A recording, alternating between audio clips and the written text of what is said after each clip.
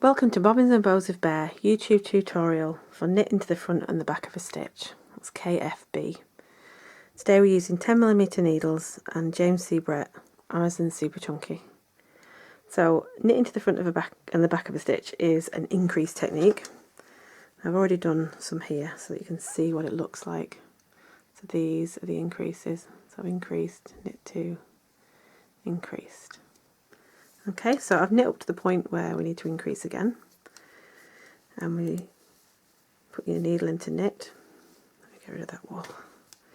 So you do a knit stitch, but don't take the needle off, and swing the right hand needle round to the back and slide your needle in the back, and you knit that stitch, and that creates another stitch. So the knit stitch and the stitch that was knit into the back. Okay, so I'll just knit these two in the middle,